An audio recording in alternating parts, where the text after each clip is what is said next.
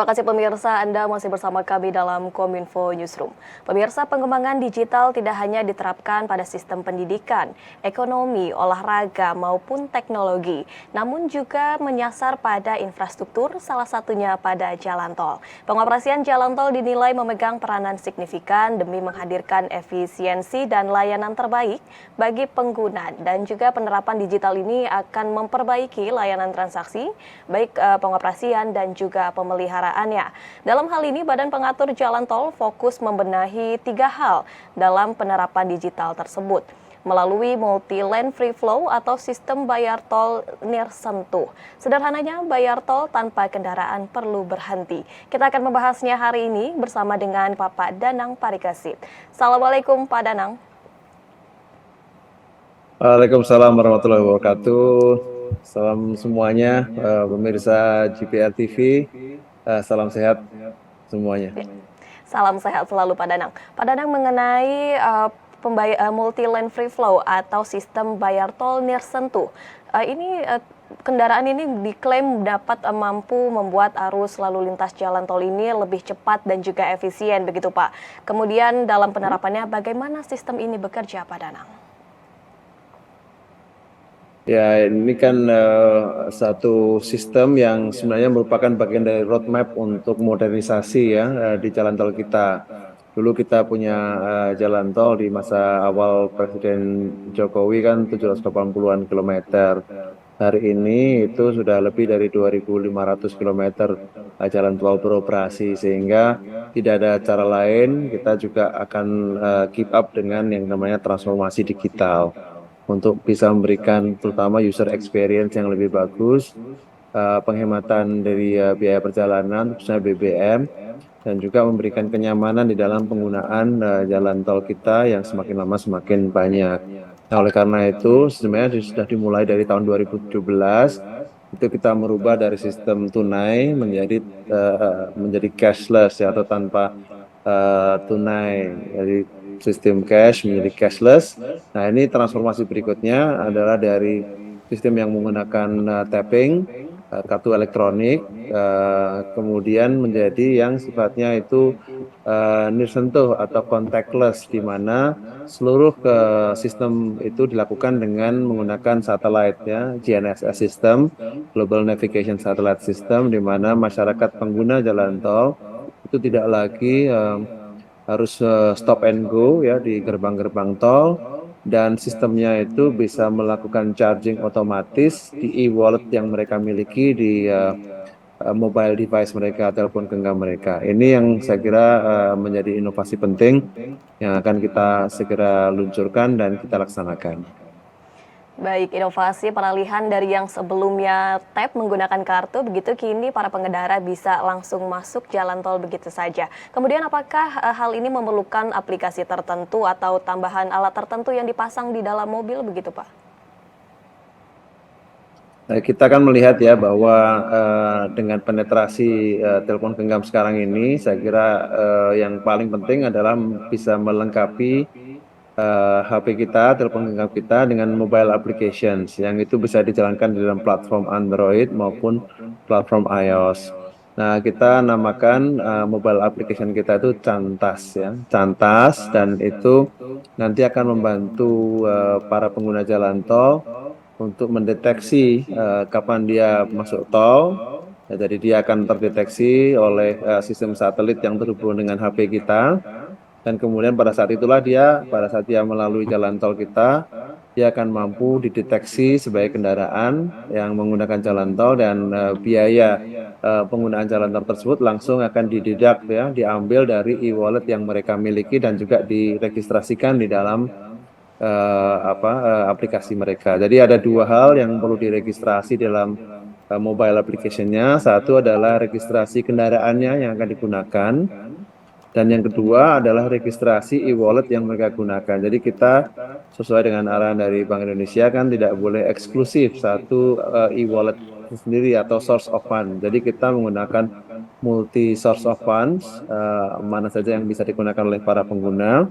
Kemudian itu yang akan dibangun sistemnya baik di sisi front end, back end maupun middleware-nya. Ini yang menurut saya satu hal yang cukup penting sehingga masyarakat lagi tidak perlu harus melakukan operasi apapun juga di dalam pengemudiannya, otomatis langsung akan didetek dari e-wallet mereka.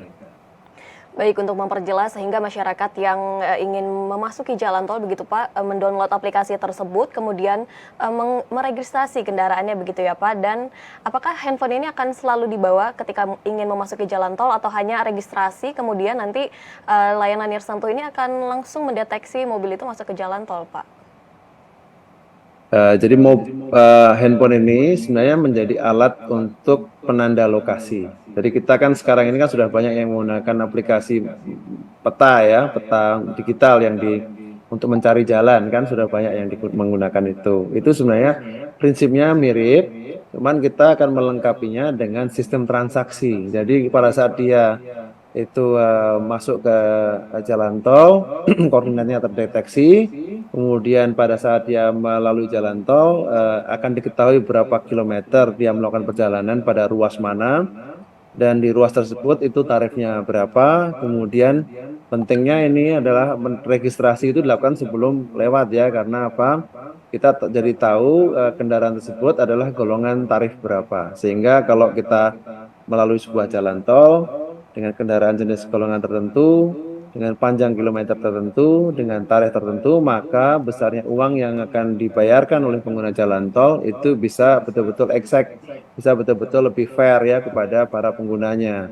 Nah, sehingga proses inilah yang menurut saya akan menjadi penting. Nah, kemudian di sisi belakangnya, back end-nya, ya harus terhubung ya sistem charging itu dengan uang elektronik yang mereka miliki, apakah itu sifatnya penyedia e-wallet, ataukah itu bank yang menggunakan nanti mekanisme debit, atau sistem menggunakan kartu kredit. Nah, ini semuanya kita buka sehingga masyarakat memiliki kebebasan untuk bisa membayar dengan cara seperti apa.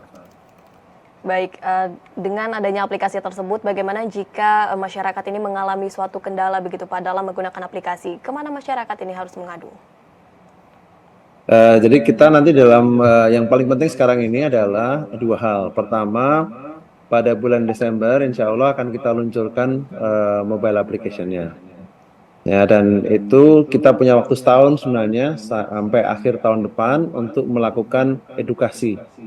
Ya, edukasi, dan kita pada saat peluncuran itu tidak langsung menggunakan sistem yang berbayar. Masyarakat bisa trial dulu lewat jalan tol, mendeklarasikan perjalanannya, meregistrasi kendaraannya. Jadi satu handphone itu bisa didaftarkan itu beberapa kendaraan, atau satu kendaraan itu bisa diregistrasikan ke beberapa handphone, misalnya milik saya, handphone istri saya, handphone pengemudi saya, ya, atau handphone anak saya dan sebagainya, sehingga handphone tersebut memang sebagai penanda lokasi dan harus dibawa pada saat dia melakukan perjalanan, karena itulah akan mendeteksi perjalanan yang dilakukan. Kalau dia tidak dibawa, kategorinya adalah pelanggaran nantinya, karena tidak bisa tercatat sebagai kendaraan yang dilihat menggunakan jalan tol, tetapi pada saat melewati gantry akan tertangkap dengan kamera artificial intelligence kita sebagai kendaraan yang menggunakan jalan tol. Jadi memang kita paham ya, adopsi teknologi ini kan bukan sesuatu yang mudah, bukan sesuatu yang instan. Perlu ada edukasi yang cukup, dan kita punya waktu sampai akhir tahun depan ya untuk melakukan edukasi sekaligus melakukan uji coba ke beberapa ruas yang dipandang sudah siap, dipandang sudah mampu masyarakatnya itu melakukan registrasi, dan itu pada saat proses transisi ini pula itu tidak semuanya langsung diganti menjadi multi lane free flow. Kita akan mulai dengan yang dinamakan dengan single lane free flow. Jadi kalau ada pintu tol, ada 3 gerbang, di situ ada 3 pintu, mungkin kita gunakan satu yang menggunakan sistem ini, jadi bukan multi lane tapi single lane free flow, yang 2 masih pakai kartu. Nah, kemudian mereka yang sudah mulai familiar mungkin tidak dipasang palang pintu ya, kemudian dibuka palang pintunya. Jadi kita akan melakukannya secara bertahap sesuai dengan kesiapan dari masyarakat untuk menerima teknologi ini. Tapi kita punya milestone bahwa di akhir tahun depan itu 40 ruas itu sudah terlaksana semua. Ke depan gradual, ruas-ruas lain yang sedang masa konstruksi ya, kita ada lebih 60 ruas itu bisa terlaksana semuanya mungkin di tahun 2024 secara penuh. Baik, sehingga adaptasi teknologi ini perlu dilihat juga begitu ya Pak, kesiapan dari masyarakat untuk mengerti mengenai sistem registrasi, pengisian saldo, kemudian juga dengan kesiapan dari perangkat mobile itu sendiri. Mengenai ruas jalan yang akan diuji coba untuk penerapan teknologi MLFF ini Pak, di mana saja titik yang akan dibangun terlebih dahulu dan kapan rencananya akan diberikan? Kita ada 6 ruas ya yang mulai kita pasang gantry sehingga kita bisa mengenali kendaraan dengan kamera-kamera cerdas. Ruas jalan tersebut itu di Jagorawi, kemudian di Lingkar Dalam dari Inner Ring Road kita, tol dalam kota, kemudian di Jakarta Outer Ring Road, kemudian juga di Jakarta Tangerang, kemudian di Bali Mandara, dan satu ruas lagi yang di dekat IKN yaitu ruas tol Balikpapan Samarinda. Jadi dari 6 ruas ini kita akan melakukan uji coba yang mungkin pertama kali belum ada pembayaran terlebih dahulu, kemudian nanti sambil masyarakatnya semakin lama semakin biasa menggunakan ruas-ruas jalan tersebut. Nah baru nanti kita akan bergerak ke ruas-ruas jalan yang lain yang ada di seluruh Indonesia, baik di Jawa, Sumatera, Kalimantan, Sulawesi, dan Bali ya. Baik, keenam ruas ini akan dijalankan rencana pada bulan Desember begitu ya Pak? Kita akan mulai 2 hal ya. Satu itu adalah mulai peluncuran mobile application. Itu Cantas akan kita luncurkan insya Allah pada bulan Desember. Nah kemudian juga pada bulan Desember dan selambat-lambatnya awal tahun depan itu 6 ruas tadi diuji coba. Ya diuji coba untuk melakukan testing terhadap mobile application-nya tanpa harus membayar terlebih dahulu. Nah setelah itu begitu kita siap, harapan kita kuartal pertama atau awal kuartal kedua mungkin di beberapa ruas yang menjadi pilot tersebut mulai dimungkinkan dia membayar dengan menggunakan aplikasi Cantas sambil kita mulai melakukan uji coba di ruas-ruas yang lain sehingga secara gradual itu bisa tercapai sepenuhnya 40 ruas itu pada akhir tahun 2023. Baik, agenda terdekat ialah pada bulan Desember akan ada peluncuran aplikasi mobile dan kemudian ke-6 ruas jalan tol ini juga akan diuji coba. Saya hanya ingin konfirmasi, Pak, berarti sebelum kendaraan ini masuk ke jalan tol akan ada gantry untuk memverifikasi kendaraan, kemudian saat sudah di tengah perjalanan ini akan ada sensor untuk kendaraan dan saldo ini langsung terpotong begitu ya Pak Danang? Nanti terpotongnya setelah melalui ruas jalan tersebut kan baru ketahuan berapa kilometer dia. Nah mungkin begini ya mekanismenya mungkin supaya ada ilustrasi. Jadi kalau pada saat kita sebelum berangkat ya itu kita bisa mulai mendeklarasi dia melakukan perjalanan. Tidak perlu khawatir bahwa pada saat awal sebelum masuk tol itu tidak akan kena charge karena sistem kita kan mengenali nih lewat keluar rumah ya itu kan jalannya jalan biasa bukan jalan tol.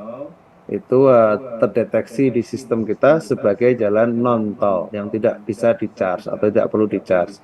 Kemudian pada saat dia masuk ke pintu tol atau pintu masuk tol atau akses tol, dia mulai dikenalikan koordinatnya tahu ya. Begitu dia masuk ke jalan tol, langsung sistem itu mengenali kendaraan tersebut masuk ke jalan tol dengan koordinatnya dan rutenya. Nah, begitu dia masuk ke ruas yang lain, tol yang lain ya, dia akan juga menghitung kilometernya dan menghitung biayanya. Setelah itu dia keluar dari tol, dia akan dikenali juga bahwa dia tidak lagi menggunakan jalan tol. Jadi kilometernya sudah tidak lagi dihitung oleh dia. Sehingga betul-betul harapan kita orang itu melakukan deklarasi perjalanan itu tidak harus di depan pintu tol, dari rumah saja boleh. Jadi ini memudahkan mereka pada saat mereka mengemudikan ya sudah tinggal mengemudikan tanpa ada gangguan lainnya, tidak perlu buka dompet, tidak perlu mengeluarkan kartu. Yang penting HP-nya itu on dan terhubung dengan sistem aplikasi Cantas kita. Dan itu kalau semakin lama semakin biasa, tidak perlu lagi kita melakukan apapun juga di dalam sistem kita dengan handphone kita. Jadi semuanya akan ter-record secara otomatis dan si pengguna dia akan mendapatkan catatan yang secara otomatis yang bisa di-download. Walaupun itu dalam bentuk nanti elektronik receipt ya, bukti bayar elektroniknya juga bisa di-download kalau memang diperlukan. Baik, telah disebutkan juga sebelumnya bahwa jika masyarakat tidak membawa handphonenya tersebut atau mungkin saldonya kurang begitu Pak saat pemotongan, bagaimana dengan implementasi pelanggaran bagi pengguna yang tidak bayar tol? Nah, kan kita tahu ya bahwa kalau dia menggunakan jalan tol tidak membayar, itu kategorinya pelanggaran. Nah, kita itu sekarang sedang menyiapkan satu sistem untuk mengenali dan dia memberikan kesempatan selama 2 jam setelah dia menggunakan tol, kalau misalnya saldonya kurang, dia punya kesempatan 2 jam untuk melakukan top up ya di luar jalan tol misalnya top up dan membayar tanpa kena denda. Kalau di atas 2 jam, kemudian sampai beberapa hari, itu kita kenakan yang namanya denda atas pelanggaran. Nah, setelah itu, kalau itu juga tidak tertagih, maka ini kita berkaitan dengan teman-teman kita di kepolisian pada saat melakukan registrasi ulang kendaraan, pembayaran pajak kendaraan bermotor itu akan menjadi bagian dari top up mereka untuk ke sana. Jadi kita tidak serta-merta begitu nggak bisa bayar itu langsung kedenda, tidak, tapi dia punya kesempatan untuk merecover kekurangan bayar itu. Baru setelah kalau 2 jam tidak direcover, itu baru kemudian ada pengenaan denda dan itu aja bertahap ya gradual hingga sampai 10 kali dari besarnya tarif maksimal yang bisa kita kenakan di sebuah ruas jalan tol. Jadi ya ini gradual betul sehingga masyarakat tidak kaget ya untuk mengenali sistem ini. Semakin lama kan semakin mereka terbiasa dengan sistemnya. Mudah-mudahan tidak ada lagi yang kena denda kalau mereka sudah familiar dengan sistem ini. Baik, beragam sistem ini telah disiapkan mulai dari landasan hukum, perangkat aplikasi, hingga fasilitas lainnya. Kami tunggu Pak implementasi dari MLF ini di berbagai ruas jalan tol. Semoga berjalan lancar dan juga ini dapat membuat ruang gerak masyarakat menjadi efisien dan juga masyarakat ini cepat untuk beradaptasi, begitu Pak. Terima kasih banyak Pak Danang Parikesit selaku Kepala Badan Pengelola Jalan Tol Kementerian PUPR telah bergabung bersama kami pada hari ini. Salam sehat selalu Pak Danang, terima kasih. Salam sehat, Indonesia maju. Terima kasih Mbak Bilkis. Ya, pemirsa, kami akan kembali dengan beragam informasi lainnya. Tetaplah bersama kami dalam Kominfo Newsroom.